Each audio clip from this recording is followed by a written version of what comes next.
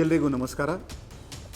ಕಳೆದ 3 ವಾರದಲ್ಲಿ ನಾವು ಬೆಳಗಾವಿ ನಗರದಲ್ಲಿ ಗಣೇಶ ಹಬ್ಬ ಹಾಗೂ ಈದ್ ಮಿಲಾದ್ ಹಬ್ಬ ಆಚರಣೆ ಮಾಡಿದ್ದೀವಿ. ಎಲ್ಲ ಜನರು, ಎಲ್ಲ ಸಮುದಾಯದವರು ಈ ಎರಡೂ ಹಬ್ಬ ಆಚರಣೆಯಲ್ಲಿ ನಮಗೆ ಸಹಾಯ ನೀಡಿದ್ದಾರೆ. ಎರಡೂ ಹಬ್ಬ ಭಾಳ ಶಾಂತಿಯುತವಾಗಿ ಆಗಿದೆ.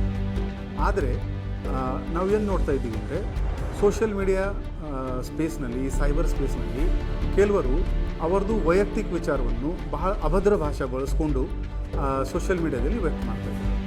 ನಮಗೆ ಭಾಷಾ ಸ್ವಾತಂತ್ರ್ಯ ನಮ್ಮ ಸಂವಿಧಾನ ನೀಡಿದ್ದಾರೆ. ಆದರೆ ಆ ಭಾಷಾ ಬಳಸುವಾಗ ಸೋಷಿಯಲ್ ಮೀಡಿಯಾದಲ್ಲಿ ಆಗಲಿ, ಇಂಟರ್ನೆಟ್ನಲ್ಲಿ ಆಗಲಿ ಪ್ರಚೋದನಕಾರಿ ಇರಬಾರ್ದು. ಇನ್ನು ಮುಂದೆ ನಾಳೆಯಿಂದ ನಾವು 15 ನಮ್ಮ ಸಿಬ್ಬಂದಿದು ಒಂದು ತಂಡ ಬರೀ ಸೈಬರ್ ಸ್ಪೇಸ್ ಮಾನಿಟರಿಂಗ್ಗೋಸ್ಕರ ಇದ್ದೀವಿ.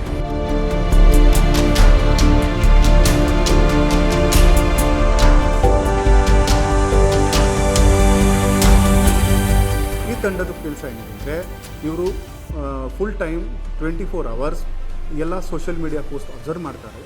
ಯಾರು ಜಾತಿ, ಧರ್ಮ, ಭಾಷೆ ಅಥವಾ ಯಾವುದೇ ವಿಷಯವಿಲ್ಲ, ಅವರು ವಿಚಾರ ಮಾಡುವಾಗ ಅಭದ್ರ ಭಾಷೆ ಬಳಸಿದ್ದಾರೆ, ಇದು ಪ್ರಚೋದನಕಾರಿ ಭಾಷೆ ಬಳಸಿದ್ದಾರೆ, ಅದರಿಂದ ಯಾವುದೇ ಲಾ ಆ್ಯಂಡ್ ಆರ್ಡರ್ಗೆ ಧಕ್ಕೆ ಉಂಟಾಗಬಹುದು ಅಂತ ಪೋಸ್ಟನ್ನು ಹಾಕಿದ್ದಾರೆ ಅಂದರೆ ಅವರಿಗೆ ನಮ್ಮ ಪೊಲೀಸ್ ನೋಟಿಸ್ ಅದೇ ಸೋಷಿಯಲ್ ಮೀಡಿಯಾ ಪೋಸ್ಟ್ನಲ್ಲಿ ಅವರಿಗೆ ರಿಸೀವ್ ಆಗುತ್ತೆ.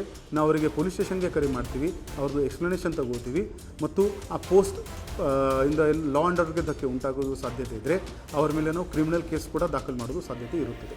ಆದ್ದರಿಂದ ಎಲ್ಲ ಬೆಳಗಾವಿ ನಗರವಾಸಿಯರಿಗೆ ನಮ್ಮದು ಕೋರಿಕೆ ಇದೆ ಅಂದರೆ, ನೀವು ಸೋಷಿಯಲ್ ಮೀಡಿಯಾ ಪೋಸ್ಟ್ನಲ್ಲಿ ಯಾವುದೇ ಮಟೀರಿಯಲ್ ಹಾಕುವಾಗ ಸ್ವಲ್ಪ ತಾಳ್ಮೆಯಿಂದ ಹಾಕಬೇಕು. ಭಾಷಾ ಪ್ರಯೋಗ ನಿಮ್ಮದು ಸರಿಯಾದಿರಬೇಕು. ಯಾವುದೇ ಪ್ರಚೋದನಕಾರಿ ಪೋಸ್ಟ್ ನೀವು ಹಾಕಬಾರ್ದು. ನಿಮ್ಮ ಎಲ್ಲರ ಸಹಕಾರ ನಾವು ಕೋರುತ್ತಾ ಇದ್ದೀವಿ. ಧನ್ಯವಾದಗಳು.